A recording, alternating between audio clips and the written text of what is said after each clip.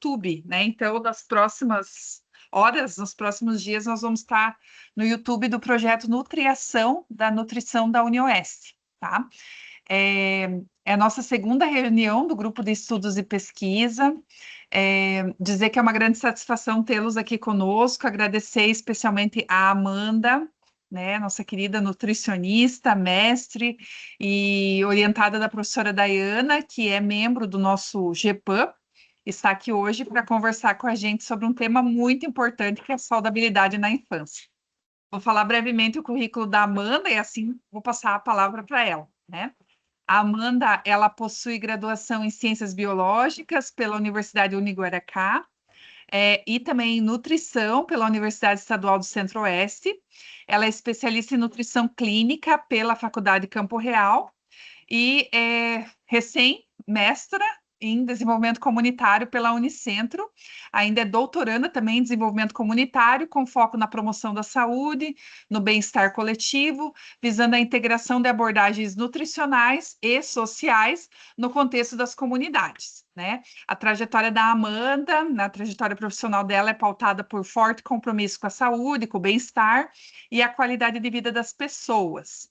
Ao longo dos anos, ela vem acumulando experiência nas áreas da nutrição clínica, da educação alimentar e nutricional, no desenvolvimento de estratégias de saúde comunitária, com ênfase na implementação de práticas sustentáveis e acessíveis, né? Então, a Amanda tem grande interesse para pesquisa, atualmente também é professora colaboradora da Unicentro, né? As pesquisas dela envolvem nutrição e saúde comunitária e busca constantemente aprimorar os seus conhecimentos para contribuir de forma efetiva na construção de comunidades mais saudáveis e autossustentáveis, e também atua nos seguintes temas: parto, assistência da mulher, acesso à informação, humanização da assistência e violência contra a mulher, além desse tema maravilhoso, que a gente vai contar a história, né, Amanda, de como que eu conheci esse tema com você, que é a saudabilidade na infância. Então, a ideia veio dessa reunião aqui em junho, veio lá do final do ano passado, né, Amanda, quando eu fiz parte da banca de qualificação e posteriormente da defesa do mestrado da Amanda, que ela desenvolveu um questionário maravilhoso para aplicar com escolares, né? Então, o mestrado dela foi todo desenvolvido com a prática, né, com esse nome difícil, né, que é saudabilidade alimentar, a percepção da saudabilidade alimentar pelos escolares. E eu achei fantástico, né? Então, dei parabéns na época a ela, a prof. Dayana, eu falei, mas não vamos deixar só dentro da academia, né? Vamos levar aos quatro ventos essa ideia. E aí surgiu a ideia da Amanda estar aqui conosco hoje. Então, Amanda, é uma grande satisfação ter você aqui hoje, falar de um tema que é muito novo, né, recente e tão importante para as nossas crianças, para a promoção da saúde, né, até mesmo para o desenvolvimento melhora do PNAE, né, do Programa Nacional de Alimentação Escolar. Ter você aqui conosco hoje é uma grande satisfação, tá? Então, fique à vontade, né, a palavra é toda sua. Obrigada novamente. Boa noite, novamente, professora Karina. Boa noite a todas as pessoas presentes. Muito obrigada pelo convite, né, pela oportunidade de falar sobre esse meu trabalho, sobre essa minha pesquisa, que difere um pouco de tudo que a gente conhece sobre, sobre o trabalho com os escolares. Normalmente, nós, né, na idade escolar, a gente tem o costume mais de trabalhar com neofobia, né, quantidade de alimentos ali que as crianças comem, quais são esses alimentos, mas a percepção de saudabilidade tem uma lacuna ainda de pesquisa sobre essa temática. Então, eu agradeço a todos, né? Eu e a professora Karina, a gente já tem uma trajetória também lá de 2017, que foi a pessoa que, né, é importante destacar, que me estimulou a fazer a graduação de nutrição na época. Então, grande parte dessa trajetória na nutrição se deve à professora Karina, que foi a pessoa que me instigou a gostar de nutrição, né, a estar envolvida nessa área. Como ela comentou ali brevemente, eu sou formada antes nas ciências biológicas e eu trabalhei na área ambiental durante 10 anos. Então, ainda assim, cuidava da comunidade de uma maneira diferente, né, preservando o meio ambiente de outros meios. Eu vou dar início à minha apresentação, então. Aí, professora Karina, eu vou pedir que você me confirme se está projetado aqui, porque aí eu não consigo ver nada. Ok, estamos por aqui. Estamos vendo, Amanda. Deu certo? Então, né, com grande alegria que eu venho hoje compartilhar esse meu trabalho com vocês. O tema da minha dissertação de mestrado, então, é a percepção de saudabilidade de alimentos em crianças com a associação com o sexo e estado nutricional. Então, o objetivo, né, de todos eles mais para frente, mas a pergunta que fica no início desse trabalho é como as crianças constroem a ideia do que é saudável. Então, qual que é a ideia das crianças, como que é essa construção desse conhecimento, né, nessa trajetória, nessa parte da vida tão importante. Então, considerando o cenário atual da transição nutricional, marcando pelo aumento do consumo de ultraprocessados e do excesso de peso, torna-se importante compreender como as crianças percebem a saudabilidade dos alimentos. Né? Então, esse estudo teve o objetivo de avaliar a influência do sexo e do estado nutricional. Né? Então, eu sou nutricionista, mestre e doutorando em desenvolvimento comunitário, do programa de pós-graduação interdisciplinar em desenvolvimento comunitário da Unicentro, e minha orientadora é a professora Dayana Novello, também da Unicentro. E aí, pensando um pouquinho nisso, passou os slides? Que para mim não passou. Ainda não, não passou. Agora Tá passou, travando um Amanda. pouquinho, passou? Então, para contextualizar, assim, né, para a gente parar para pensar uma reflexão, agora passou demais. Uma reflexão do que das crianças. Só um pouquinho. Uma hora ele passa de mais, hora ele passa de menos.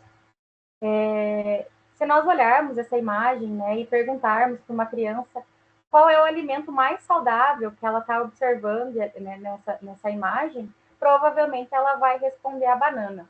Mas essa pesquisa, então, parte de outra pergunta.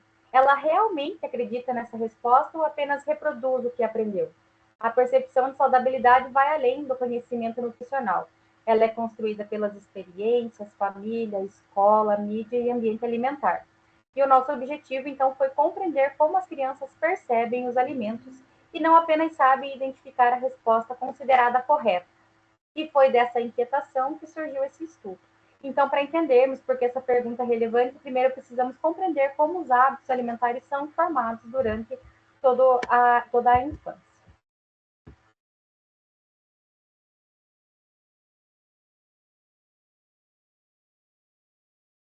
E a infância, então, ela é uma das fases mais importantes do desenvolvimento humano. E é nesse período, então, que ocorrem muitas mudanças biológicas, cognitivas, emocionais e sociais que influenciam a saúde não apenas na infância, mas ao longo de toda a vida. E é nesse contexto, então, a gente parte desse contexto, que a alimentação ocupa um papel central, e ela vai interferir diretamente no crescimento, no desenvolvimento, no estado nutricional, no desempenho escolar e também na prevenção de doenças crônicas futuras. Mas a alimentação infantil, então, não depende apenas das necessidades biológicas. Ela é resultado da interação entre a criança, o ambiente em que ela vive, envolvendo a família, a escola, os colegas e a cultura alimentar. E quando observamos, então, esse cenário na prática, a gente percebe que todos esses fatores acabam refletindo nos padrões alimentares das crianças. E esses padrões alimentares, eles vêm mudando nas últimas décadas. Para entender por que isso aconteceu, precisamos falar sobre a transição nutricional.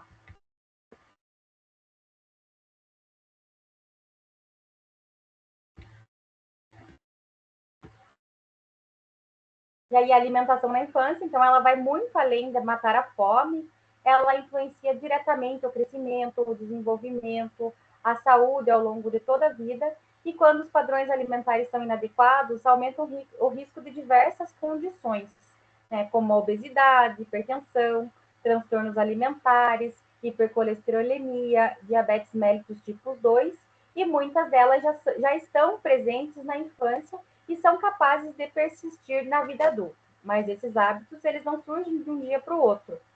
Eles começam a ser construídos desde a introdução alimentar, por meio das primeiras experiências com os alimentos, da convivência familiar, das práticas dos cuidadores. Com o passar dos anos, então, essa experiência, ela se consolida. E tende a influenciar as escolhas alimentares na adolescência e na vida adulta. E por isso, a infância é considerada uma janela de oportunidade para a promoção da saúde. Então, intervir nesse período significa aumentar as chances de formar hábitos alimentares que são mais saudáveis e duradouros. E é por isso que o tema deixou de ser apenas reconhecido como um importante problema de saúde pública mundial. E se os hábitos alimentares são construídos desde cedo, a próxima pergunta que eu deixo para vocês é: como a criança aprende que é um alimento saudável?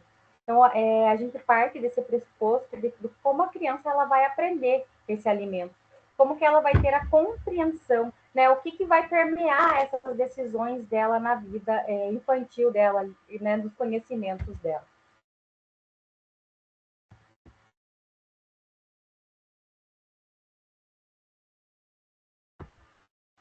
Então, antes um pouquinho de falar, né, sobre a percepção da saudabilidade, a gente precisa entender como que a criança aprende. Né? Diferentemente de nós, adultos, a criança ela não nasce sabendo quais alimentos são saudáveis ou não. Esse conhecimento é construído continuamente por meio das experiências que ela vivencia. Então, a família é a primeira referência, né, porque ela vai apresentar os alimentos, a influência, os hábitos, desde a introdução alimentar. A escola, então, também vai exercer um papel muito importante nesse processo, por meio de uma alimentação escolar e das ações de educação alimentar e nutricional. Os colegas, né, os amigos, né, a rede dessas crianças também vão influenciar, né, a alimentação dessas crianças. Quando elas passam a compartilhar refeições e experiências, seja no ambiente escolar, né, no seu meio familiar, quando saem passear, né, com esses colegas, quando vão até as casas de outros amigos, elas começam a ter essas experiências diferenciadas do que é a alimentação. A publicidade, né, a gente tem agora um sério problema para trabalhar nesse período, porque a publicidade ela permeia muito a alimentação infantil, né, com o marketing então vai ter muita influência. As embalagens, os personagens infantis que vêm nessas embalagens também vão influenciar essas experiências, né, vai fazer com que a criança tenha aquela percepção de que aquele alimento é bom porque tem a turma da Mônica, né? É da minha época, eu não sei mais quais hoje são os personagens utilizados dos desenhos infantis, mas sempre tem esses comerciais. E mais recentemente, as redes sociais também participam dessa construção, atribuindo significados dos alimentos. Cada vez mais, as gerações que vêm, elas estão imersas nesse meio tecnológico.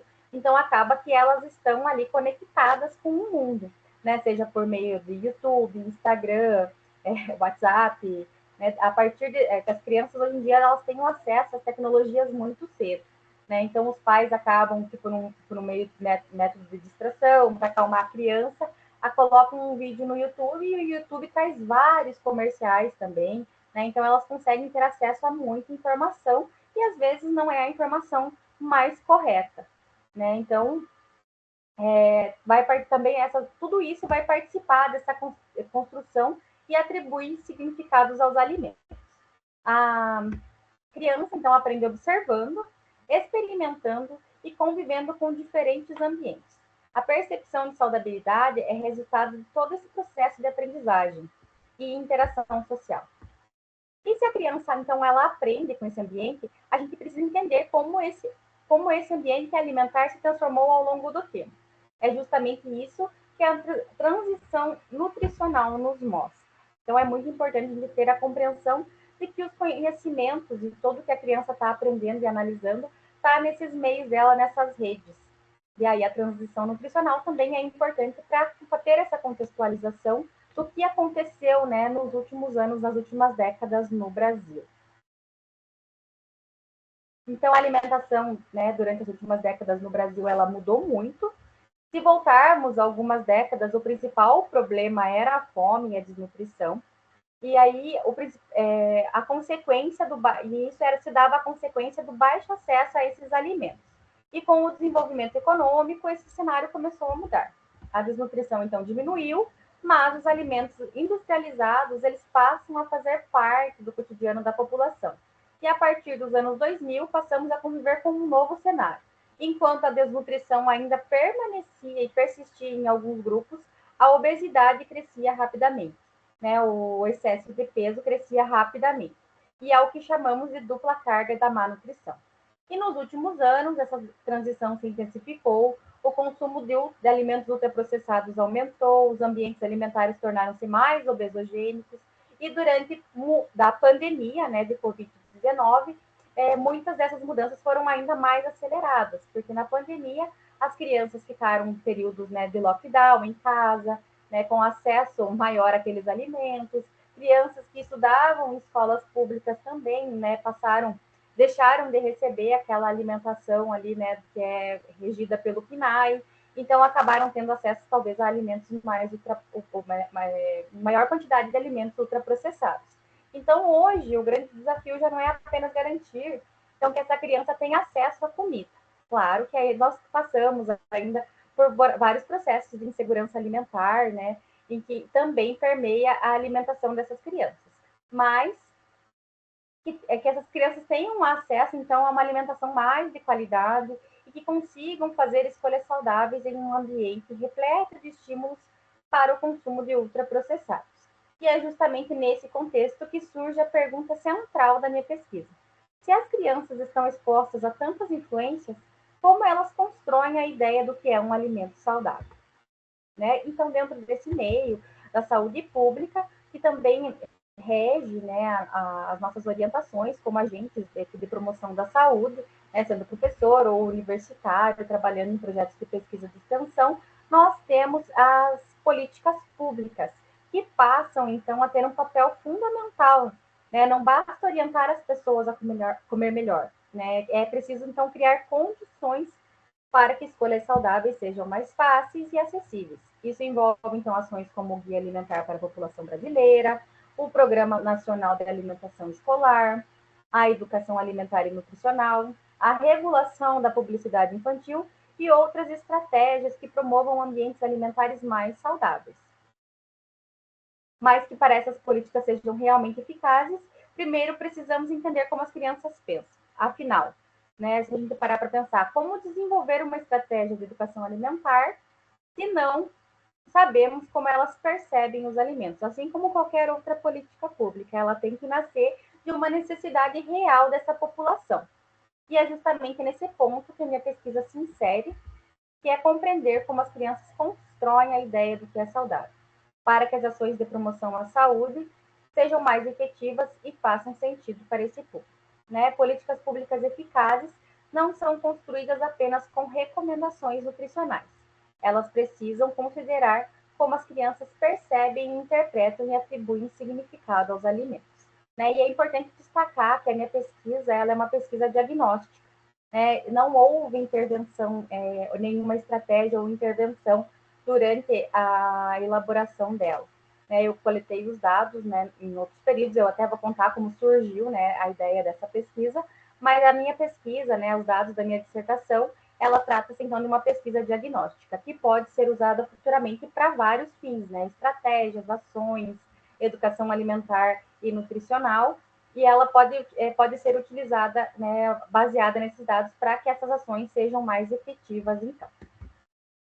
E agora a gente parte um pouco, né, para a percepção de saudabilidade, porque como é um tema muito novo, às vezes as pessoas não conhecem, né, conhecem as palavras separadas, algumas pessoas ainda falam, nossa, mas do que se trata a tua pesquisa? Pessoas que são da área da saúde, mas que não são da nutrição, então tem uma certa dificuldade, né? Então é importante destacar que, né, que até aqui a gente viu que a infância é um período decisivo para a formação de hábitos alimentares, que o ambiente alimentar mudou nas últimas décadas e que esse cenário exige políticas públicas cada vez mais efetivas, mas para desenvolver boas estratégias de educação alimentar, precisamos responder a uma pergunta fundamental, né? Como a criança decide que um alimento é saudável?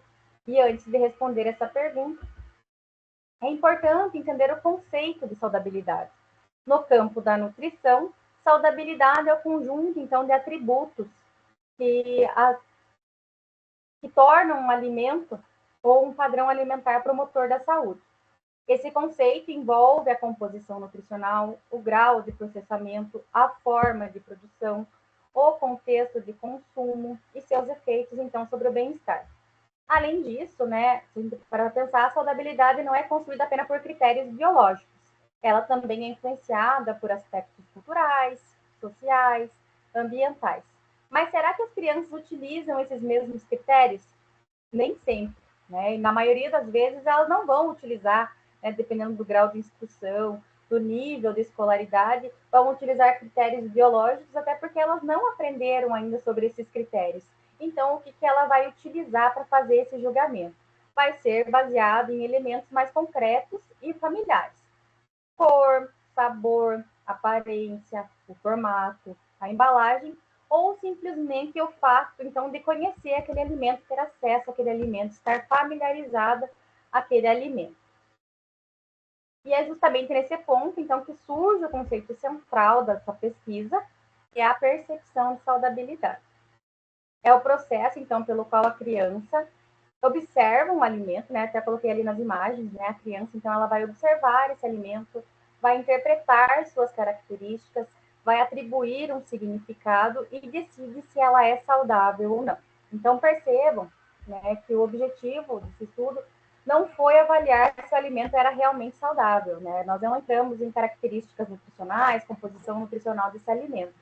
E sim qual é o julgamento dessa criança em cima desse alimento, através das experiências vividas, né, que se é influenciado pela família, pela escola, pela mídia, pelos colegas e por todo o ambiente.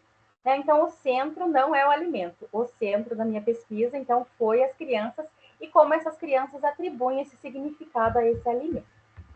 E parando para pensar um pouquinho até aqui do que eu encontrei na literatura sobre percepção de saudabilidade, o que foi encontrado.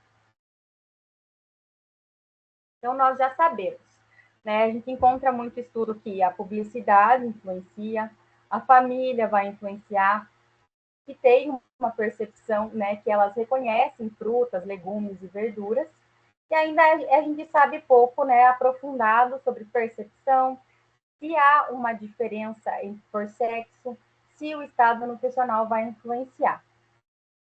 Então, no entanto, então, existem lacunas importantes. Poucos estudos vão investigar como as crianças constroem essa percepção, e menos ainda analisam se essa percepção vai variar de acordo com o sexo e o estado nutricional.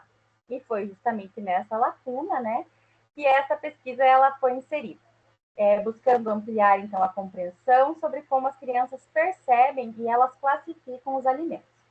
A literatura, então, ela já explica parte do fenômeno, mas ainda não sabemos, mas sabemos pouco sobre como a percepção é construída e quais fatores, então, vão influenciar. Diante de tudo isso, vos apresento o problema da minha pesquisa.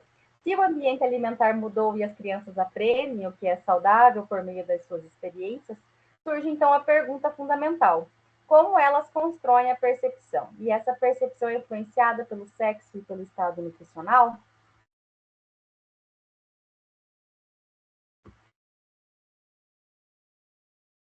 E aí, o que eu trouxe de justificativa, né? Por que esse tema é importante? Porque vivemos uma transição nutricional marcada pelo aumento da obesidade infantil e pelo maior consumo de alimentos ultraprocessados. O que influencia a percepção dessas crianças? Né? Diversos fatores, como família, escola, mídia, sexo e estado nutricional. E qual que foi a lacuna na literatura? Ainda há poucos estudos que investigam a percepção no público que eu investiguei, que foram crianças de 7 a 10 anos. O que ainda sabemos? Como essa percepção ela varia de forma integrada entre meninos e meninas e de acordo com o estado nutricional. E por que esses resultados eles são relevantes? Porque eles podem subsidiar ações de educação alimentar, estratégias de promoção da saúde e a formulação de políticas públicas voltadas ao público infantil. Né? Conhecer, então, como as crianças percebem esses alimentos é essencial para desenvolver intervenções mais efetivas na promoção da alimentação saudável. Né? E aí, essa foi a justificativa do meu trabalho. E aí, agora eu trago para vocês quais foram os meus objetivos. Né? Então, como objetivo geral, né, eu tive, então, a avaliar a influência do sexo e do estado nutricional na percepção de saudabilidade, E nos objetivos específicos, eu caracterizar o público-alvo, avaliar o estado nutricional das crianças, investigar a percepção de saudabilidade frente aos alimentos e comparar as percepções segundo o sexo e estado nutricional.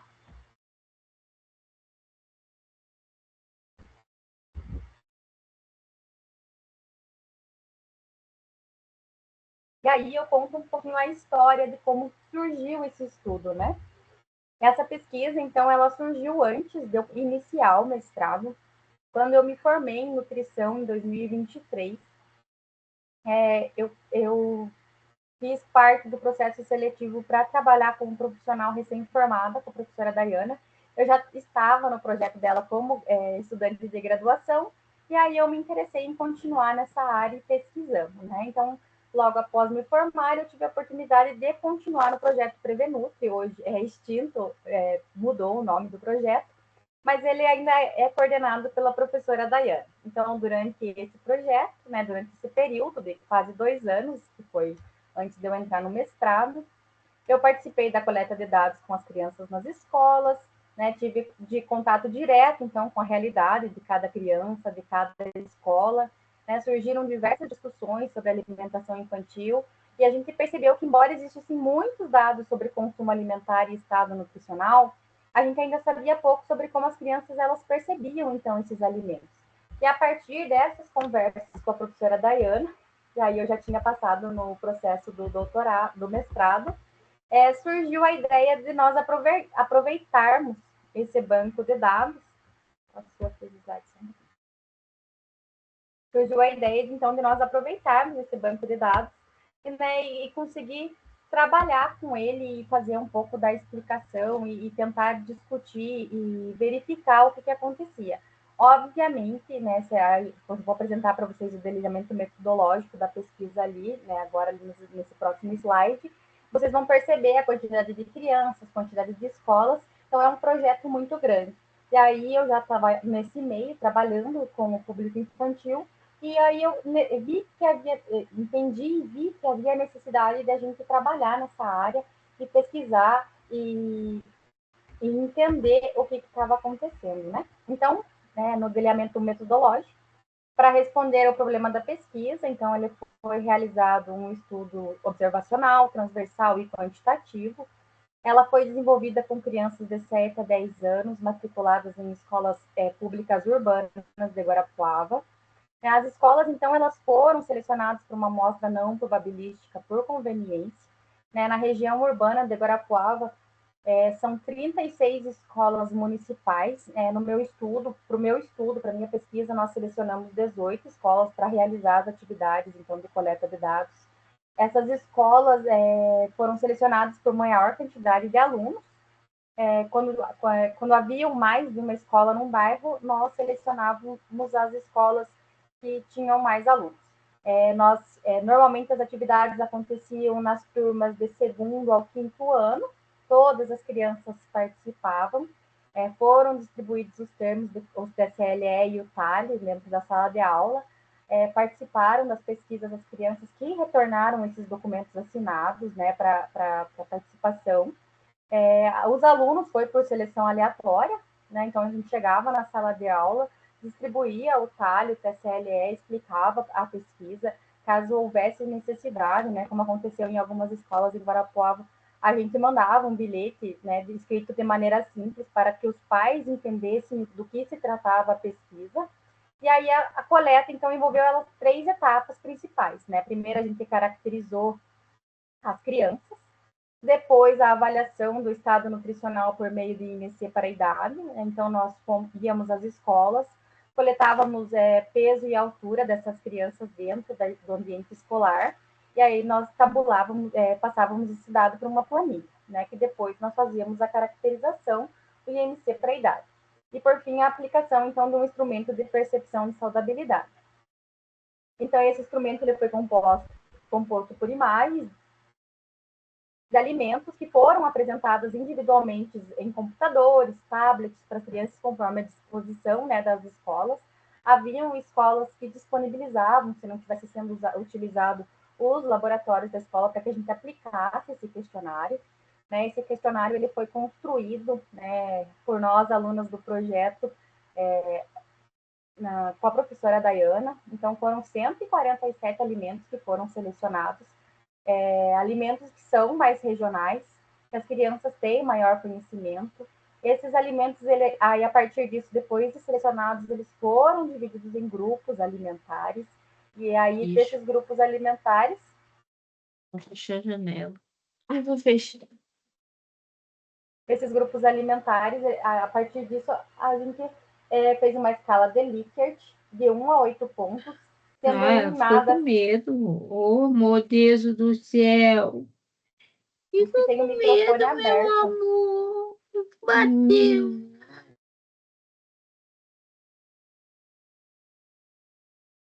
E aí a gente fazia a escala de Likert, 1 nada saudável, 7 totalmente saudável, né? Ali no meio ficava o intermediário, nem que sim, nem que não.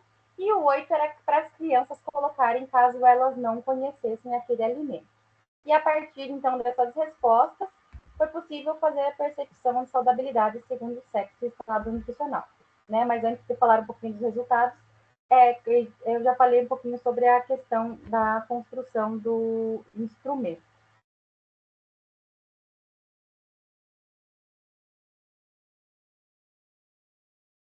Né? Agora, eu me adiantei, antes de passar o slide, não vi que tinha travado, mas aqui está a construção do instrumento, então, nós padronizamos as imagens, né? Utilizamos imagens que eram disponíveis em bancos de dados de imagens, eram mais PNGs essas imagens, para que ficasse mais fácil da interpretação.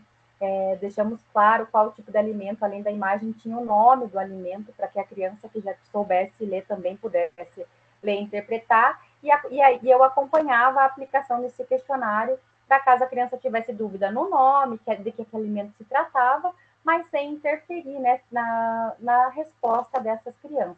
Ou tentava explicar de uma maneira, assim, por exemplo, farinha de trigo. Né? As crianças sempre tinham muita dúvida na hora de responder a farinha de trigo. Né? Para nós parece um alimento tão comum, mas elas não sabiam o que era farinha de trigo. E aí a gente explicava, é aquele que a vovó, a mamãe faz pão, bolo, massa. Tentava explicar de uma forma assim, e aí a criança tirava a sua própria conclusão. E aí, algumas vezes, eu me deixava não conheço, né? Para que a criança marca não conheço. Mas quando a criança insistia muito, a gente acabava falando, né, sobre do que se tratava aquele alimento. Então, a criança utilizava essa escala de percepção, indicando o quanto ela considerava aquele alimento saudável ou não. E cada etapa da construção do instrumento, ela foi planejada para que a avaliação refletisse o mais fielmente possível a percepção das crianças.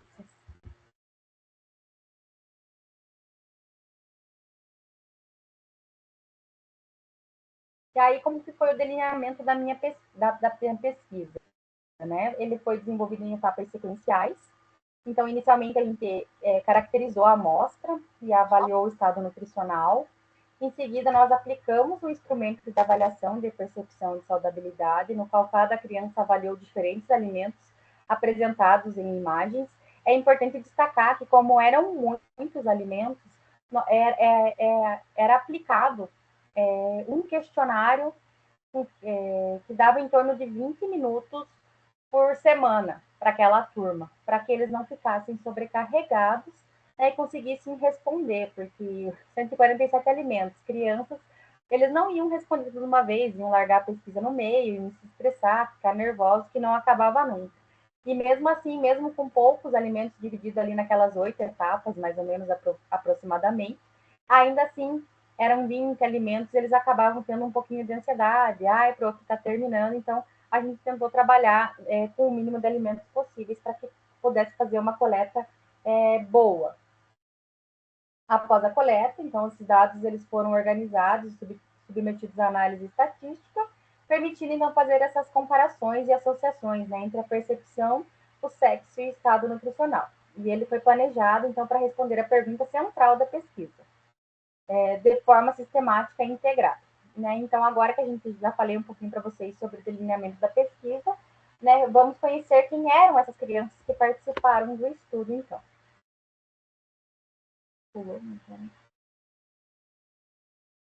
né? A análise estatística foi pensada para responder a uma pergunta central, e aí primeiro nós descrevemos a amostra, idade, sexo e estado nutricional, depois a gente observou como as crianças classificaram cada alimento, em seguida foi comparado os grupos para verificar se havia diferença, e o objetivo, então, não foi apenas aplicar testes estatísticos, mas identificar os padrões de percepção.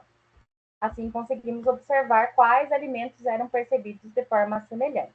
Né? A estatística, então, ela foi usada como ferramenta para transformar as respostas das crianças em padrões interpretáveis sobre a percepção de saudabilidade. Então, nós fizemos a caracterização da amostra, a comparação entre meninos e meninas, entre estado nutricional e a identificação de padrões de percepção. Eu utilizei o software R, apliquei os testes de Q quadrado, agora estou finalizando, né, para a escrita do artigo, o Odds Ratio, outros testes estatísticos para que possa ter um resultado bem fidedigno e bom, e nós percebermos qual que é os alimentos que devem permanecer na pesquisa. Né? Mais à frente, por que esses testes estão sendo aplicados, eu vou contar para vocês.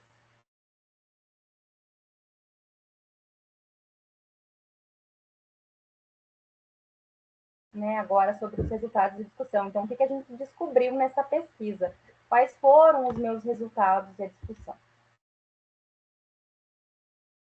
Então, o estudo ele contou com a participação de 1.100 crianças. Foram distribuídos nas escolas municipais aqui de Guarapuava 1.500 termos, né, de consentimento e de assentimento. Nós tivemos um retorno de 1.100 crianças. Acredito que tenha sido na exclusão ali, não vou lembrar exatamente o número, de crianças que tinham diferença de idade. O meu público era de 7 a 10 anos. Então, se a criança tinha 6 ou 12 e tinha termo de consentimento, elas participaram de todas as etapas da pesquisa, porém, na hora de tabulação de dados, ali, análise estatística, elas foram retiradas desses dados, né? Eram provenientes, então, de 18 escolas municipais urbanas de Guarapuava, e participaram os meninos e meninas com diferentes perfis de estado nutricional, permitindo, então, comparar essa percepção de saudabilidade.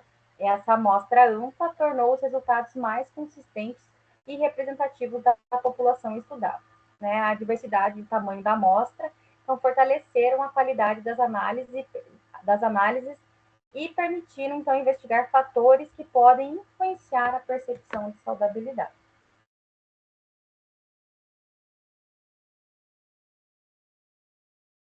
Então, nessa tabela aqui, né, eu apresento para vocês as características gerais das crianças em idade escolar.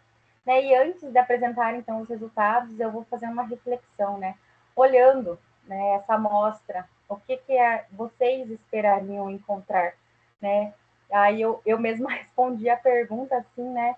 E o que eu esperaria encontrar quando eu tivesse os meus resultados, né? Qual foi a minha análise disso tudo antes de ter os resultados, né? Eu pensava em encontrar um retrato, então, da realidade nutricional das crianças brasileiras, né? Da nossa região aqui de Guarapuava.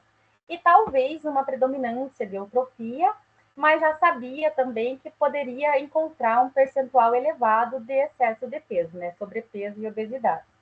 E aí, olhando, então, para a tabela 1, a gente observa que a amostra, então, ela apresentou um perfil compatível com o cenário atual da população infantil brasileira. Né? Então, houve predominância de crianças eutróficas, se a gente for observar aqui, né? Então, eram 674 crianças dessa amostra, elas estavam em eutrofia, então, eram 61,3%. Mas aí, quando eu fui fazer a somatória ali, né, dos grupos do excesso de peso, sobrepeso, obesidade e obesidade grave, eu observei que 37% dessa população investigada, do meu público-alvo, estava em excesso de peso. Né? E a gente começa a observar, né, os padrões alimentares, e depois eu encontrei um pouco de resposta e respaldo na literatura do porquê essa diferença. Se vocês observarem aqui a obesidade grave, né, depois fazer ali os comparativos e os testes e tudo mais, eu pude observar que o P dos meninos era mais elevado que o excesso de peso, né? Então, reflete o contexto da transição nutricional discutido no início da apresentação.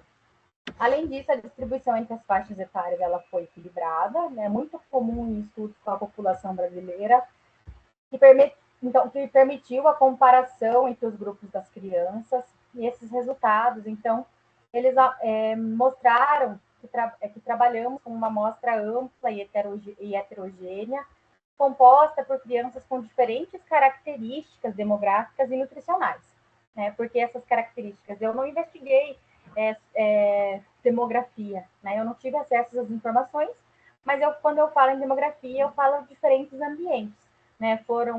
Haviam escolas centrais e haviam escolas periféricas no meu estudo. E o que permitiu investigar, então, com maior segurança, que o sexo e o estado nutricional estão associados a essa percepção. Então, mais do que descrever uma amostra, essa tabela mostra que ela representa um cenário real da infância brasileira e oferece uma base consistente para interpretar os resultados que veremos a seguir.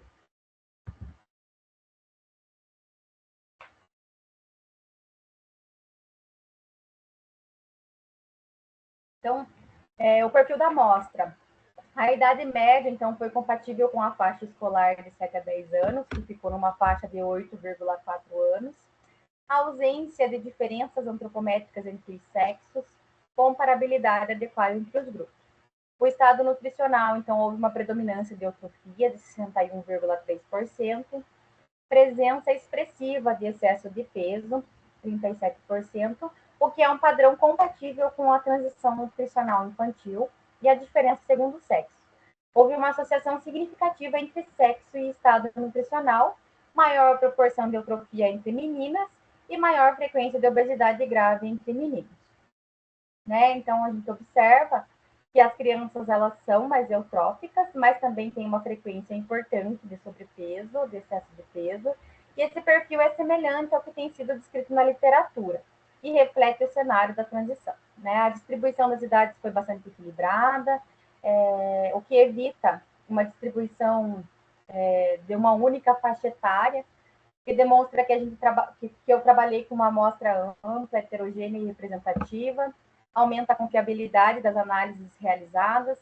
Em outras palavras, né, antes de interpretar como as crianças percebem os alimentos, a gente precisa ter a segurança de que a população estudada vai representar a realidade que queremos compreender. Agora, então, que conhecemos o perfil das crianças, vamos responder a principal pergunta dessa pesquisa: como elas perceberam a saudabilidade dos alimentos?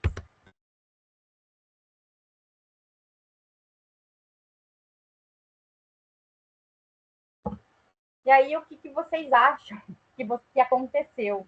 Né? Agora que a gente chegou ao principal resultado da pesquisa, que é a associação com o sexo e depois com o estado nutricional, porque os dados eles estão separados e analisados separados, é importante a gente observar e parar para pensar, né, em algumas possibilidades. Né? Quais alimentos vocês imaginam que foram considerados mais saudáveis pelas crianças? Quais vocês acreditam que geraram mais dúvidas ou respostas inesperadas? Será que houve um consenso para alimentos como fruta e água? E como vocês acham que as crianças, então, perceberam os doces e os alimentos ultraprocessados? E aí a gente vai comparar essas expectativas com os resultados encontrados. Então é importante, às vezes, a gente parar, pensar, né, a gente imaginar o que vai ser o resultado, ter como uma hipótese, e aí quando a gente lê o resultado e verifica o resultado, talvez, às vezes a gente se surpreende com o que a gente estuda, e aí a gente acaba descobrindo essa diferença.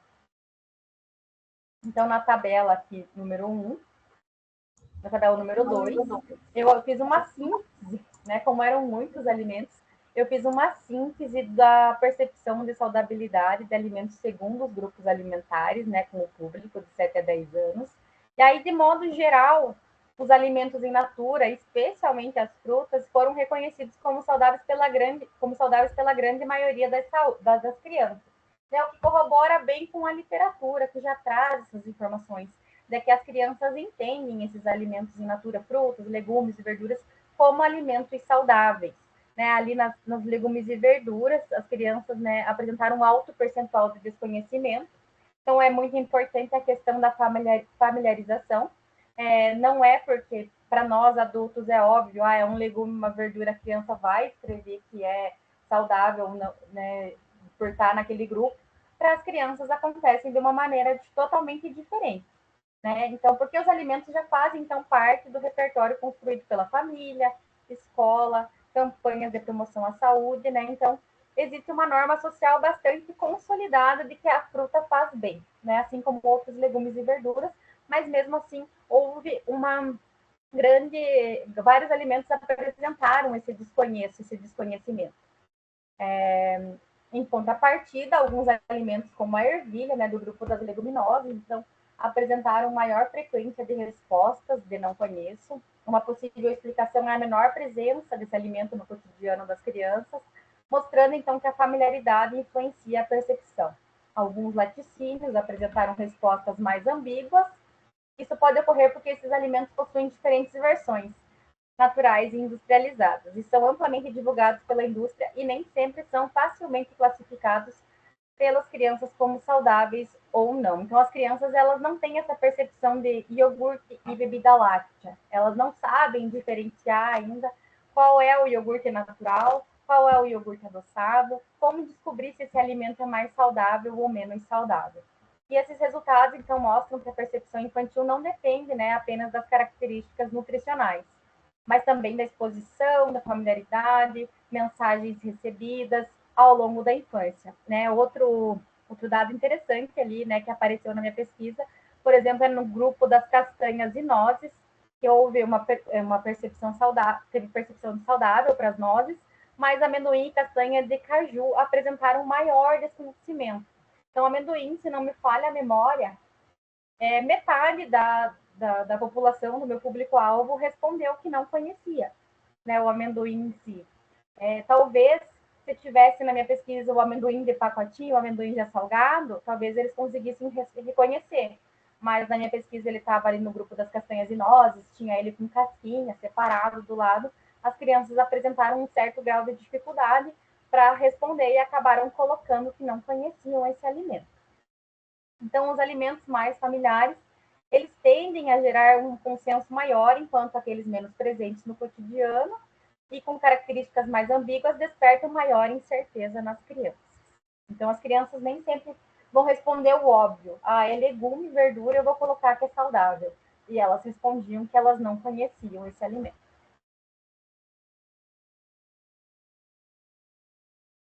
É interessante ali, né, só destacar a questão da água, já passei o slide ali, mas a água, ela apresentou 97%, se não me falha a memória aqui agora, de descrição insaudável. Mas a gente tem que entender, né, a gente tem que observar as publicidades, as propagandas de promoção à saúde apresentam que a água é importante e as crianças acabam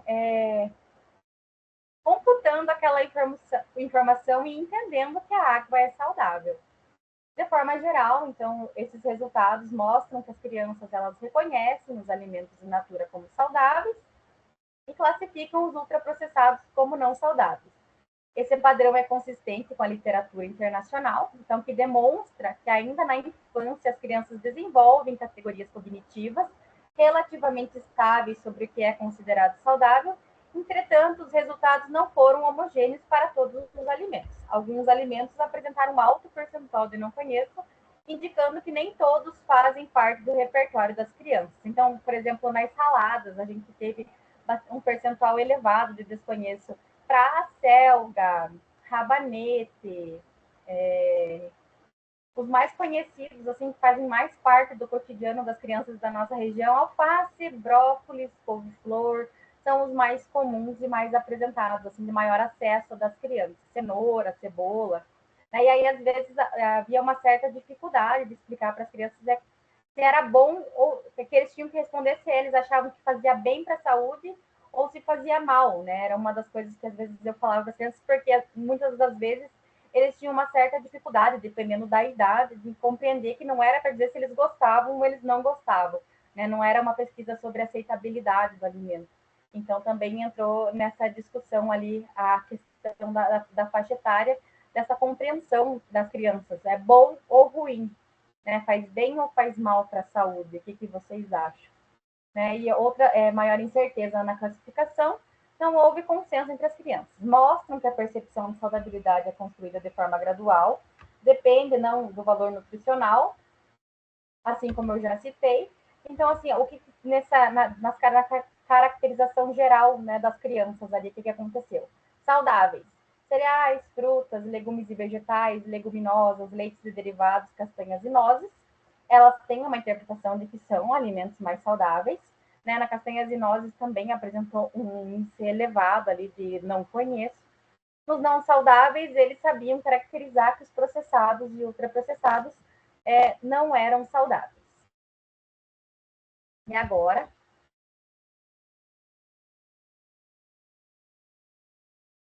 né? Então, até aqui a gente viu como que as crianças, de uma forma geral, elas classificavam esses alimentos. Mas ainda surge uma nova pergunta. Essa percepção ela é igual para meninos e meninas? E a gente sabe que desde a infância, meninos e meninas são expostos a experiências, expectativas sociais, estratégias de marketing diferentes. Será que essas diferenças também aparecem na forma em que como essas crianças percebem a saudabilidade dos alimentos? E foi justamente essa questão que investigamos, né, na próxima análise. E aí agora a gente vai observar um pouquinho dos resultados dessa próxima parte. Sobre a comparação, né, agora é da percepção da saudabilidade de alimentos segundo o sexo. Nessa tabela, então, a gente compara essa percepção e o objetivo, então, foi verificar se o sexo influenciava na forma como as crianças classificavam os alimentos como saudáveis ou não. De maneira geral, a percepção foi muito semelhante entre os sexos, principalmente para os alimentos in natura, como frutas, verduras e legumes, indicando que existe um repertório compartilhado sobre o que é considerado saudável. Então, tudo aquilo que eles veem no cotidiano, né, que eles vivenciam na família, experienciam na escola, né, na rede de amigos ali, familiar, tudo mais, que os alimentos in natura, eles são saudáveis. Eles sabem que esses alimentos fazem bem para a saúde, né, que eles têm que comer esses alimentos para ter melhor qualidade de vida, uma vida mais saudável. No entanto, né, alguns alimentos apresentaram diferenças estatisticamente significativas, principalmente no grupo dos processados e dos ultraprocessados, né? Então, foi a banha de porco, a batata frita, o café, a coxinha, empadão, empadinha, pão de hambúrguer, pão de hot dog, pastel, sardinha, bacon, bala, bolacha doce, bolacha recheada e assim sucessivamente, né? Empanado, hambúrguer, linguiça. Então, todos esses alimentos processados e ultraprocessados tiveram uma diferença mais frequente, né? E aí a gente notou que existe uma maior permissividade masculina. Por quê? Né? E a gente foi buscar na literatura a questão cultural e social em que nós estamos vivendo, que nós vivenciamos.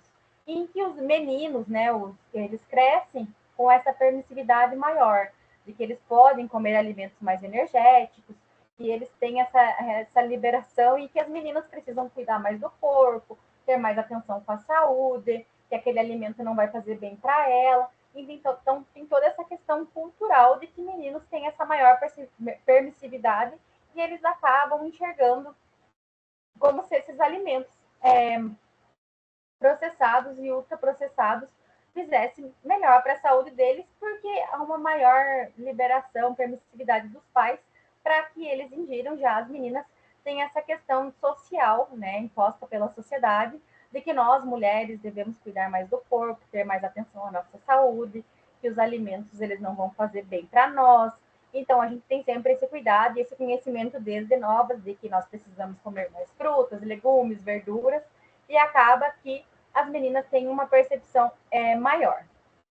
Né? Tanto ali também nos cereais, né? Canjica, macarrão, milho, pão francês, farinha de milho, os meninos também apresentaram essa maior permissividade, né? A avaliação mais permissiva masculina para esses alimentos energéticos.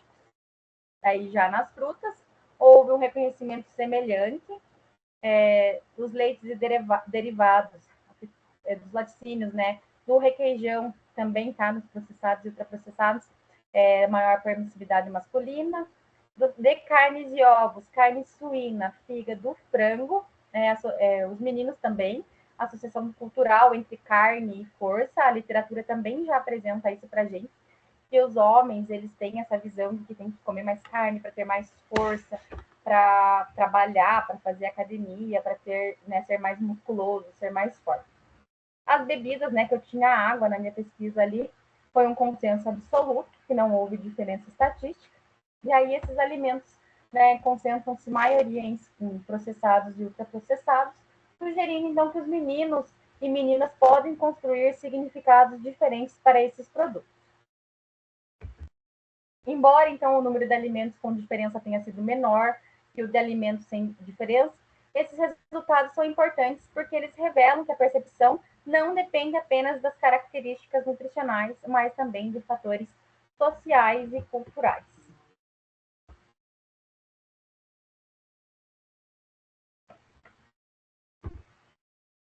E aí as diferenças, então, observadas, elas podem refletir então, nos processos de socialização, iniciados ainda na infância, nos quais família, escola, publicidade, indústria alimentícia, então, contribuem para a construção desses significados distintos entre determinados alimentos, e assim a percepção de saudabilidade é influenciada não apenas pelo conhecimento nutricional, mas pela identidade, pelas experiências e pelo contexto em que a criança está inserida.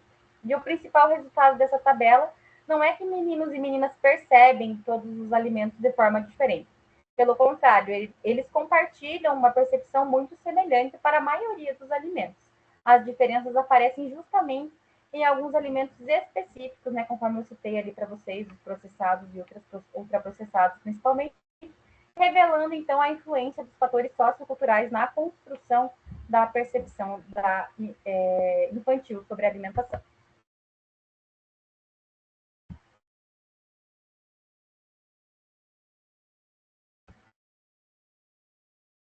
Então, de modo geral, a percepção foi semelhante entre meninos e meninas para muitos alimentos, especialmente os in natura, que já fazem parte de um repertório social amplamente consolidado.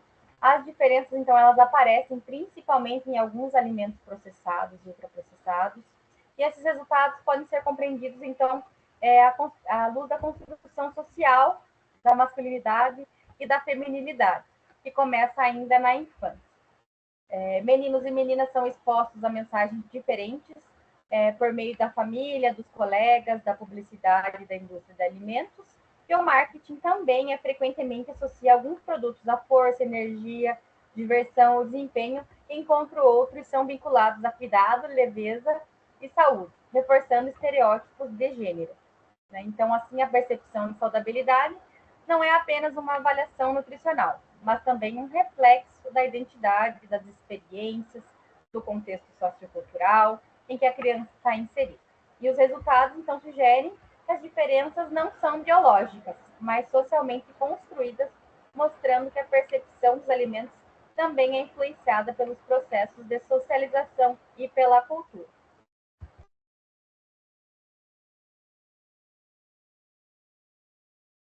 Aí depois, então, de analisar e perceber, né, essas diferenças pontuais entre meninos e meninas, vem mais uma pergunta. Será que crianças com diferentes estados nutricionais, eles também percebem o alimento de forma diferente?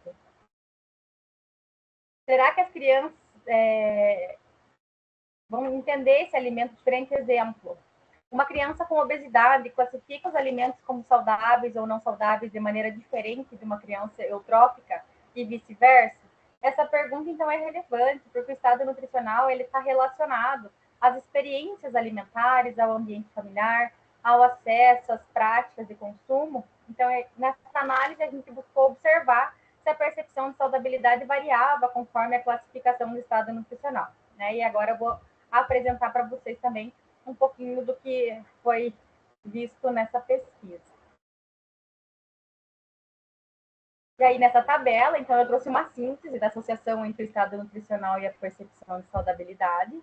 E o objetivo foi verificar se crianças com excesso de peso, eles percebiam esses alimentos de forma diferente das demais, né? E assim vice-versa também, se as eutróficas percebiam diferente das crianças com excesso de peso. Né? De maneira geral, isso não aconteceu. A maioria dos alimentos não apresentou diferenças estatisticamente significativas, e ela mostra, então, que as crianças com diferentes estados nutricionais, elas reconhecem, então, de forma muito semelhante, quais alimentos são saudáveis ou quais não são. Esse padrão, então, ele foi observado em diferentes grupos alimentares, cereais, raízes de tubérculos, legumes, reforçando que o reconhecimento da saudabilidade é relativamente homogêneo entre os grupos. Isso significa o quê? Que ter obesidade ou excesso de peso, ou ser eutrófico, ou estar em desnutrição, não implica necessariamente não saber quais alimentos são saudáveis. Portanto, o conhecimento sobre alimentação saudável parece estar presente independentemente do estado nutricional dessas crianças. Né? Se a gente observar ali nas frutas, teve algumas diferenças pontuais, né? Nos processados, o molho de tomate também teve uma pequena variação e uma diferença pontual. As bebidas, houve consenso. Então, permaneceu nessa fase, né, na questão do sexo e do estado nutricional, a gente percebeu que o sexo ele vai influenciar talvez mais na percepção de saudabilidade, em casos pontuais, né, como eu já falei, em fatores culturais, do que o estado nutricional.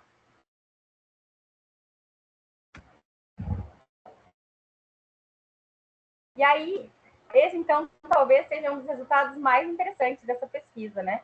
Frequentemente, né, a gente associa, tem essa ideia de que as crianças com excesso de peso, elas não sabem, né, quais alimentos são saudáveis.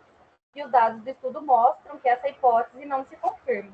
E o problema pode não estar no conhecimento, mas na transformação desse conhecimento em comportamento alimentar. Entre saber que um alimento é saudável e escolher aquele alimento diariamente, existe a influência de inúmeros fatores: disponibilidade, ambiente familiar, preferências, publicidade, hábitos familiares, aspectos emocionais e condições socioeconômicas. Isso reforça, então, que a obesidade infantil é um fenômeno complexo e multifatorial, que não pode ser explicado apenas pelo conhecimento nutricional. Então, os resultados eles sugerem que as crianças com diferentes estados nutricionais percebem os alimentos de maneira muito semelhante. Portanto, promover a alimentação saudável exige ir além da transmissão dessa informação nutricional e considerar todo o contexto em que a criança vive. Por quê? Porque a criança, normalmente, ela não é autossuficiente, ela não é independente. Ela precisa estar em ambientes, né, em que a família tenha acesso a esses alimentos, estejam em segurança alimentar para fornecer esses alimentos mais saudáveis.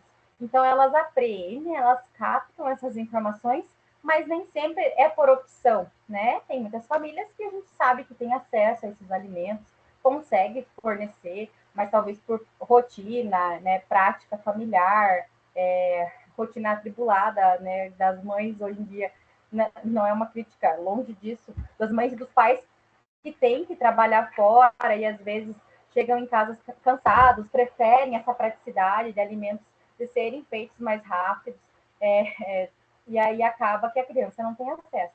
Né? Em algumas idades, a criança ainda não consegue fazer essas atividades sozinha.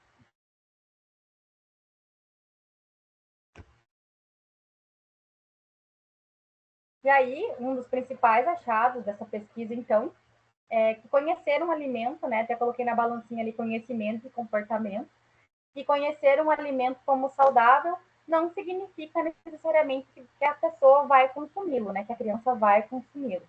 O comportamento alimentar, então, ele é construído em etapas. Primeiro, a criança ela conhece o alimento, depois forma uma atitude em relação a ele, que pode ser positiva ou negativa. Essa atitude, então, vai influenciar o comportamento, ou seja, a escolha alimentar. Somente, então, ocorre o consumo.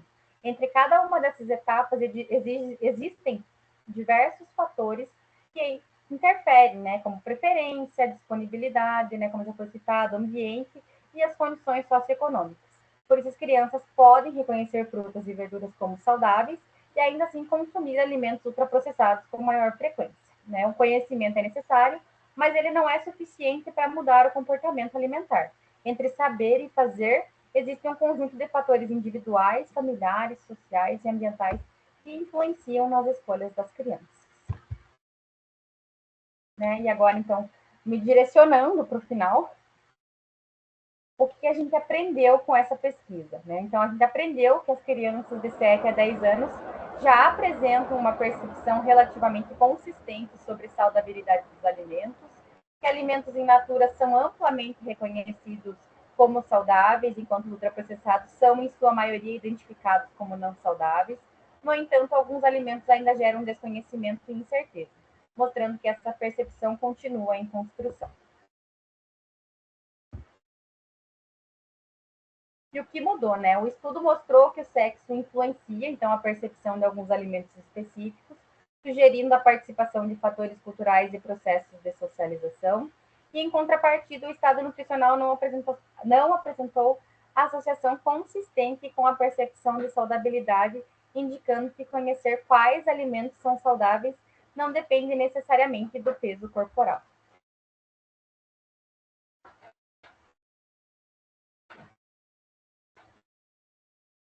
E o que ainda não sabemos, né? Ainda precisamos compreender como essa percepção é transformada em comportamento alimentar.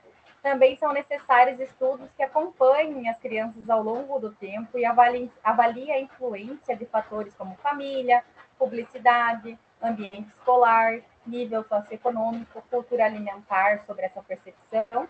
E essa pesquisa, então, mostrou que compreender a alimentação infantil, ela vai muito além de avaliar o que as crianças consomem, né, que elas comem.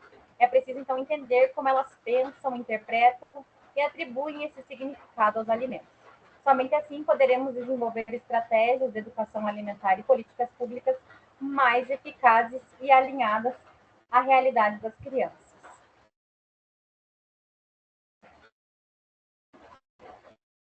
Né? Em síntese, então, os principais achados indicam que as crianças apresentam capacidade cognitiva de reconhecer alimentos in natura e alimentos como saudáveis e ultraprocessados como não saudáveis ou como menos saudáveis, e foram observadas, então, diferenças na percepção segundo sexo, com maior permissividade entre meninos e meninas, possivelmente influenciada por fatores socioculturais. O estado nutricional, então, ele não apresentou associação consistente, evidenciando que o conhecimento alimentar não se traduz necessariamente em comportamento, e esses resultados reforçam a complexidade do comportamento alimentar infantil e a necessidade de estratégias que vão além da transmissão de conhecimento.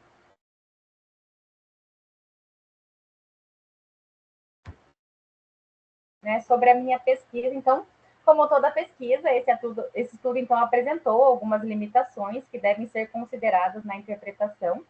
A primeira é que a amostra ela foi composta, né, por crianças de um único município, o que pode limitar a generalização dos achados para outras regiões do país.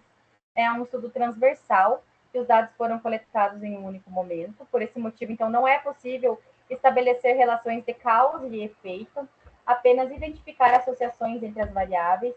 Outra limitação refere-se a um instrumento de avaliação baseado em uma escala de autorrelato.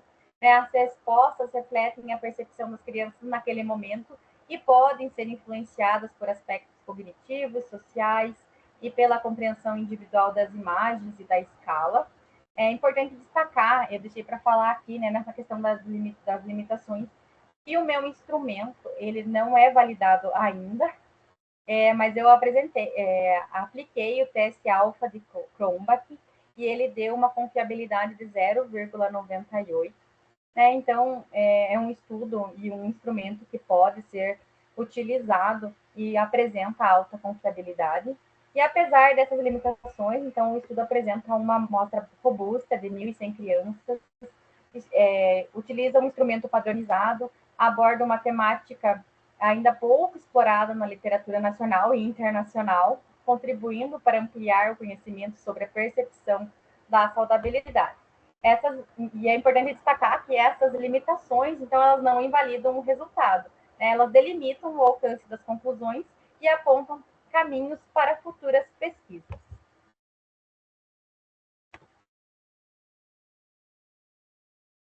E aí, como o meu programa de pós-graduação ele é voltado para o desenvolvimento comunitário na área interdisciplinar, e aí por que ele é importante, né? Como transformar esse conhecimento em ação, né? Ao longo dessa apresentação, vimos que as crianças, então, em grande parte, sabem reconhecer quais alimentos são saudáveis, mas também vimos que conhecimento sozinho não garante escolhas alimentares saudáveis. Então, surge a pergunta mais importante, né? Como transformar esse conhecimento em ação? A resposta passa por intervenções que vão além da criança e envolvem toda a comunidade. Educação alimentar e nutricional, desenvolvendo atividades contínuas e participativas nas escolas e não apenas ações pontuais. Merenda escolar, fortalecendo o ambiente alimentar e oferecendo diariamente alimentos que reforcem hábitos saudáveis, né? A gente houve uma atualização do PNAE, um aumento aí na questão do fornecimento de alimentos advindos da agricultura familiar, né, que não há mais acesso a alimentos ultraprocessados, que alguns alimentos foram, né, eliminados da merenda escolar. Então, políticas públicas que promovam ambientes alimentares mais saudáveis e reduzam a exposição das crianças aos alimentos ultraprocessados, capacitação de professores e profissionais de educação para que a alimentação seja trabalhada de forma transversal no cotidiano escolar. O envolvimento das famílias é muito importante, porque os hábitos alimentares, então, eles são construídos dentro de casa e dependem da participação dos responsáveis. Regulação da publicidade infantil, né, que ainda é tem uma grande participação do acesso e da vontade das crianças, às vezes, consumirem esses alimentos, reduzindo a influência de estratégias de marketing que estimulem o consumo de ultraprocessados. Então, né, o desenvolvimento comunitário acontece quando a gente transforma o conhecimento científico em ações concretas, capazes de modificar o ambiente em que as crianças vivem. Promover a alimentação saudável não é responsabilidade apenas da criança, né? Isso é da família ou de todo um contexto geral, né? Não é só a família e a criança que tem essa responsabilidade, né? A família também tem que ter esse conhecimento, ter acesso a esses alimentos mais saudáveis, né? Conseguir comprar, ter uma segurança alimentar é muito importante nesse processo. E é um compromisso, então, compartilhado entre escola, profissionais da saúde, gestores públicos e toda a comunidade.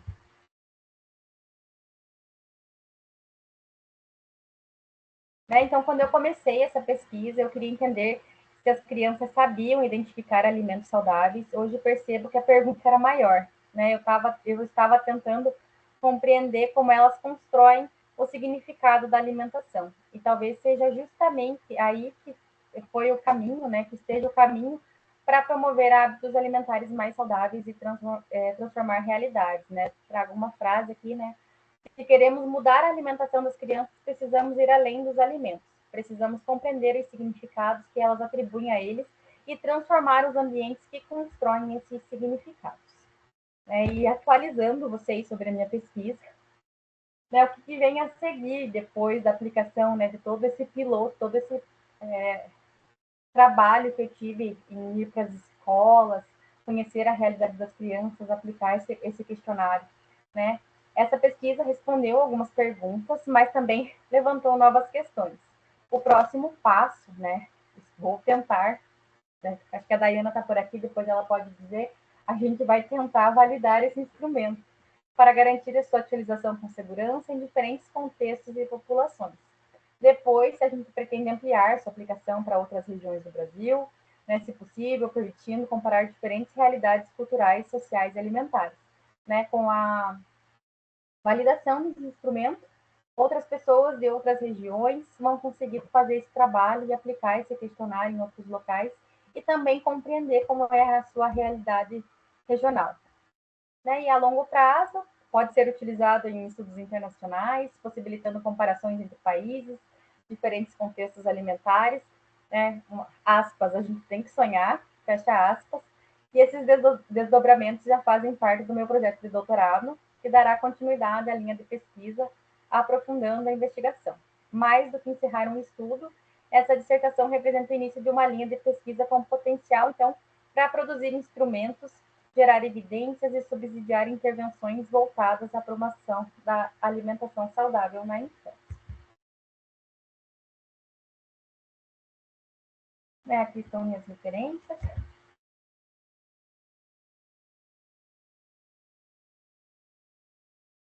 Assim como agradeci, né?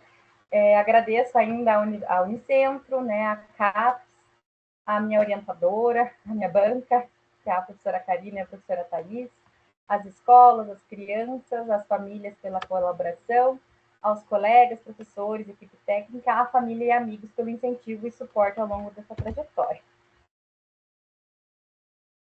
E aí a vocês, muito obrigada por ouvirem o meu trabalho. Ele é um pouco extenso, eu tentei fazer uma síntese de todos os dados, para não ficar aqui 5 horas contando detalhe por detalhe cada análise estatística, mas agora, né, coloco-me à disposição de vocês para responder perguntas, deixo aqui o meu contato, caso alguém queira, né, futuramente. A dissertação, acredito eu que não está disponível ainda na Unicentro, mas logo ela ficará disponível na Unicentro. E é meu telefone para contato, caso alguém tenha interesse nessa linha de pesquisa, aprofundar, aplicar aí na UniOeste e nas outras universidades parceiras do GEPAM. Obrigada. Muito bem, Amanda, parabéns, parabéns pela explanação, foi muito boa, né? Tua fala foi excelente. Acredito que quem não tinha contato com o tema, você deu uma bela de uma introdução, na verdade é uma aula, né, sobre o tema, e você demonstra o brilho nos olhos, né, quando fala, acho que gosta muito da pesquisa, e é teu tema, né, Amanda? Então demonstrou muito domínio, né, naquilo que você fala. Aqui no chat nós não temos nenhuma pergunta, mas eu quero te indagar o seguinte, Amanda. Você falou dos próximos passos, né? De quais caminhos seguir nesses próximos 4 anos, né? Você começou o doutorado esse ano, né? Então tem mais 4 anos pela frente aí.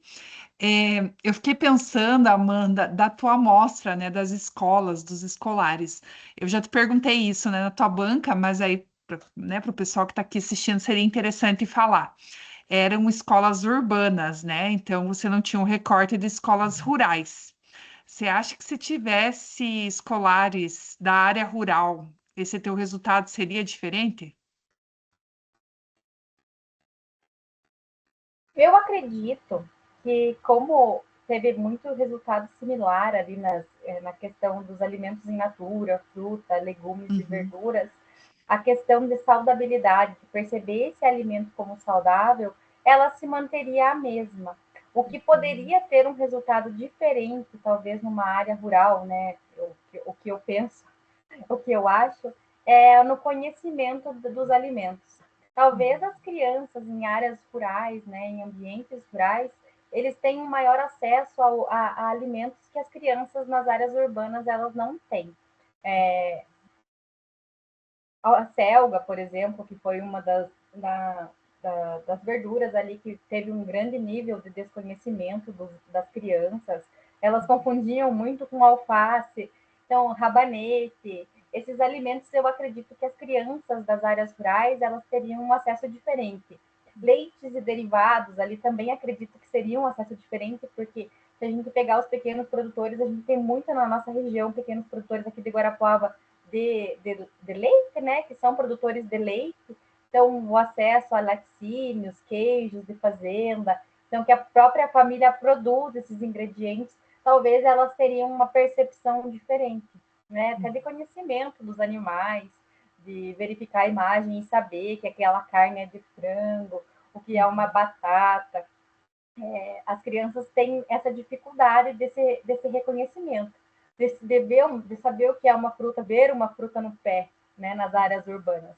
A gente tem uhum, muita criança, né, com a urbanização que moram em prédios, né, habitualmente, usualmente, as crianças não têm nenhuma horta em casa, uhum, então acabam não conhecendo nenhuma cebolinha, nenhuma salsinha, né? uhum, Na pesquisa mesmo, no projeto de pesquisa, onde eu participei como profissional recém-formada, nós tínhamos uma atividade em que alguns alimentos que tinham disponíveis na época e que eram menos conhecidos, a gente comprava no supermercado e levava para as crianças poderem conhecer e saber o que era, porque uhum, elas tinham muita dificuldade assim dos alimentos, assim, de reconhecer alguns. uhum. A batata de pacote, né? Esse é o acesso que eles têm. Então, eu acredito que no conhecimento aumentaria bastante nos alimentos que eu tive de desconhecimento, se conseguisse fazer um comparativo, né, com áreas rurais, por exemplo, se fosse Uhum, aplicar hoje somente em áreas rurais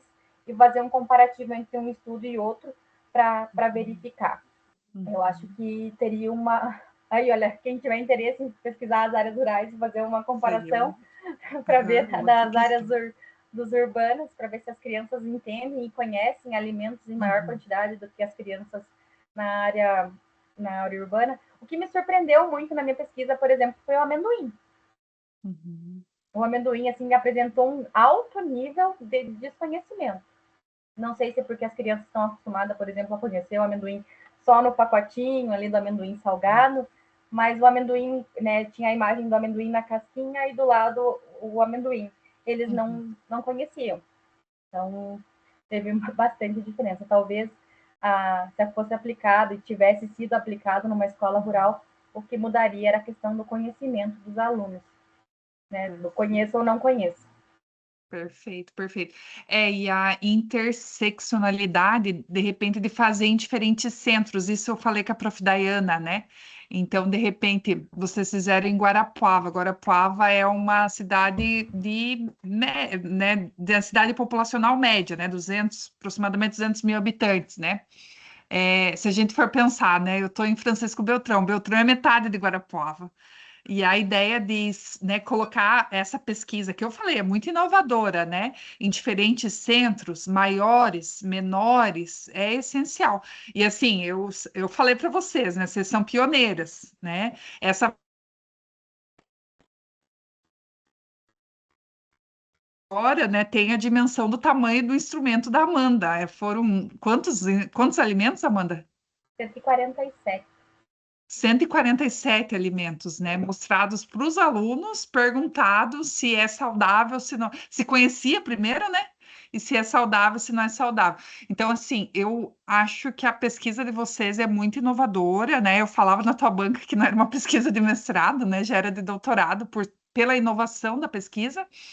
E aí tem a questão do recorte da área rural, de IDH do município também, né? Então, pensar em municípios com IDH menor, né? População mais vulnerável, será que essas crianças têm acesso à informação de qualidade? Né?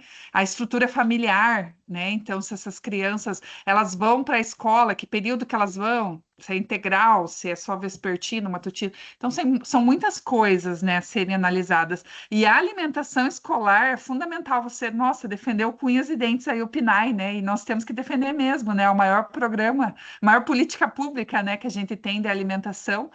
E você está de parabéns, Amanda. Eu acho que a tua pesquisa, com certeza, agora, daqui 4 anos, 3 anos e pouquinho, né? Você volta aqui para contar, Se deu né, de certo, como que foi o validar ou não deu doutorado. certo. Exatamente, Estou na as tentativa. melhorias aí, É, porque eu acho com que certeza vai ser só sucesso. eu acho que a minha pesquisa, né? Claro que agora o meu objetivo no doutorado é a validação, Uhum, mas se for observar e fazer, tem todas essas vertentes que elas podem ser analisadas e aprofundadas. Obviamente, eu não tenho dados sociodemográficos dessas crianças, mas eu acho que, né, se tivesse um comparativo para fazer com o sociodemográfico de Guarapuava, dos escolares daqui da região, era uma pesquisa que você conseguiria entender a realidade dessas crianças. Né? Eu não tive tempo hábil de fazer, como, né, a gente sabe, eu sim. apliquei esse questionário 1 ano antes de entrar no mestrado, e aí, quando eu fui fazer minha entrevista, até um dos professores falou para mim assim, Amanda, 2 anos não é nada, porque eu estava sonhando grande em fazer intervenção, em trabalhos com os pais, e aí eu consegui escrever a minha dissertação, né, com todos esses dados, porque cada vez mais eu estou aprofundando. Então, para Sim. entregar para a dissertação, eu entreguei com esses dados que foi apresentado para a banca. Agora eu estou fazendo um aprofundamento da questão das análises estatísticas de odds ratio, outros testes para verificar, caso eu vá fazer a validação desse instrumento, né? Quais alimentos devem permanecer, se a pergunta deve permanecer a mesma, se a escala de Likert ela permanece a mesma, se fica bom, se fica ruim. E aí a gente está trabalhando aí nesse quesito, né, com profissionais aí futuramente, aí agora eu estou só na revisão sistemática ainda, e não tem estudos, né, tem questionários de várias análises aí da parte nutricional, consumo alimentar, neofobia alimentar, aceitabilidade alimentar, mas não tem quase zero assim um estudo sobre percepção alimentar. O que eu encontro às vezes é nesses próprios trabalhos de consumo, aceitabilidade, que vai para essa vertente de percepção, de entender como as crianças elas compreendem esses alimentos. E aí que fica, aí que tá, como diz, para o doutorado, o inédito, né? De não existe nada sobre a temática, porque é diferente a gente pensar assim das crianças. Normalmente a gente sempre pensa nos entornos, né? Obviamente as crianças não são autossuficientes, né? A Karina, ela tem ali 2 filhos, ela sabe, né, que eles vão consumir as comidas que ela fizer. Se de um dia para outro ela mudar totalmente a refeição, as crianças ainda elas não são autossuficientes para fazer esse preparo, ir para o fogão e fazer e ter acesso a esses alimentos, ir no supermercado, né? Recurso financeiro. A criança não faz nada disso. Quem faz grande parte disso são os responsáveis. Claro, aí vai entrar em vários aspectos que nem eu já comentei. Questão socioeconômica, acesso, segurança alimentar, né? Tudo isso vai entrar. Se tem, como diz, a gente já conversou, mercado próximo de casa, se tem feiras agroecológicas para que tenha acesso a alimentos orgânicos. Então, entram todos esses aspectos. Mas entrar em como as crianças elas percebem é diferente, porque normalmente a gente trata o consumo, mas tudo isso advém, né, da família. E essa percepção é construída, obviamente, com tudo isso que permeia ela, mas é o que a criança entende. É a compreensão dela daquele alimento. Então, eu acredito que seja bem diferente. Importantíssimo. Nossa, volto a reiterar, muito importante. E outra intersecção que agora eu lembrei, Amanda, que eu até acho que falei na tua banca, foi a insegurança alimentar, né? Então, o nível de insegurança alimentar, normalmente crianças que têm algum nível, principalmente a grave, né, que sentem fome, né, que tem fome na família, daí o chefe da família que vai responder, né, o questionário, podem ter talvez uma percepção de saudabilidade um pouco distorcida. Não sei, mas aí as pesquisas que vão falar, e não tem pesquisa, né? Então, acho que a Prof. Dayana quer falar, vamos abrir espaço para a nossa querida Prof. Dayana. Prof, fique à vontade.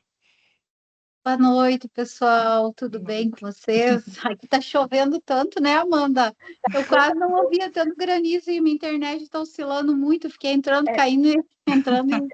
Enfim, na verdade, eu queria só parabenizar, né, ao grupo, a professora Karina, a organização, aos participantes, em especial aqui a Amanda, né, pela apresentação. Eu já estou cansada, né, de ver a apresentação da Amanda. Acho que a Karina também já é a segunda vez ou terceira, né, Amanda, Karina, que você assiste a apresentação da Amanda.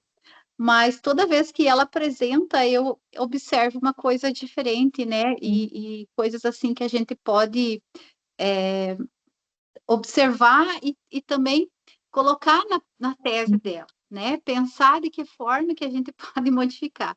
Ainda muito inicial as nossas discussões, né, Amanda? A gente ainda está pensando no que fazer, como fazer, mas eu tenho certeza que a Amanda é dedicada, agora voltou, retornou de noite como professora, né?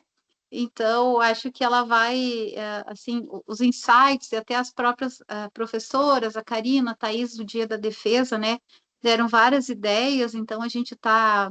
Agora a Amanda está na parte de fazer disciplina do doutorado, então tudo isso são insights que vão fazer ela pensar melhor, pensar num problema adequado, né? Porque nem sempre, às vezes, o que a gente quer fazer, a gente consegue. Então, agora é o momento de definir e passa rápido, né? Todo mundo aqui, quem fez mestrado, doutorado, enfim, que está pensando em fazer, sabe que parece um tempo longo, mas o trabalho, se ele não for bem organizado, um cronograma bem definido, muitas vezes é apertado, né? As defesas apertadas, mesmo coletando dado antes, mas enfim, só parabenizar, né, vocês aqui por esse encontro tão importante. E eu espero que essa apresentação também possa auxiliar novas ideias, né? Alguém que queira participar do nosso grupo também. A gente também tem um núcleo de pesquisa interdisciplinar prevenção da obesidade aqui na Unicentro, então quem quiser participar, nós temos também um vínculo com o Instagram, né? Vocês podem estar acessando, acompanhando, e também fazer parte, fazer pesquisa, a gente está sempre aberta, parte de extensão também. Então, na verdade, só queria, já me estendi demais, a minha só agradecimento. Muito obrigada, pessoal, pela oportunidade. Muito bem, somos nós que agradecemos, né? Então, toparam a ideia. A professora Dayana foi a orientadora, é a orientadora da Amanda ainda, né? Para quem não conhece. E a prof. Dayana tem uma larga, né, uma vasta experiência na área da pesquisa, né? Desde que eu era aluna, antes de eu ser aluna da Unicentro, né? Então, conhecemos de longa data e formando pesquisadoras, né? Porque a Amanda também é uma baita de uma pesquisadora, né? Já indo aí para a segunda parte da vida, né, Amanda? Já há um longo tempo, mais de 10 anos dentro da nutrição, né? Então, já pode se considerar uma pesquisadora da área, né? Então, parabéns novamente pela pesquisa. Agradecemos em nome do GEPAN, né? Para quem não conhece o GEPAN, fazer o merchan igual a prof. Dayana fez o Nipeu, né? Nós vamos fazer do GEPAN. O GEPAN está no Instagram, é o nosso grupo de estudos. Em agosto, nós vamos ter a terceira reunião aberta, né? Vai ser o grupo da UEL, então vão ser as professoras da UEL que vão falar, a professora Patrícia, sobre os fascículos do Guia Alimentar para a População Brasileira. Né? Então, saúde coletiva também. A Amanda foi para saúde coletiva, vamos ter a terceira reunião com saúde coletiva, vai ser muito bacana, né? Então, fiquem ligadinhos no nosso Instagram. E agradecemos novamente, né? Então, boa noite, pessoal, bom descanso. Tá uma chuvinha maravilhosa, né? Para a gente pegar uma cama, dormir. E agradeço novamente. Professor Dalton, por gentileza, quer falar? Não? Acho que ele levantou a mão e acho que ele queria bater palma. Não sei. Prof. Dalton? Isso? Muito bem. Então, nos vemos em agosto, na nossa próxima reunião, né? Reunião aberta. E em outubro nós vamos ter o simpósio, né? O seminário, né? Estadual de comemoração ao Dia Mundial da Alimentação. Também convidamos todos. Estejam ligados no Instagram, tá tudo lá, tá bom? Muito obrigada. Obrigada, Amanda. Obrigada, professora Dayana. Até a próxima. Obrigada Tchau, a tchau. Bom vocês. Tchau, descanso. tchau. Boa noite. Até. Tchau, tchau. Até. Boa noite, tchau, tchau, bom Boa descanso. noite.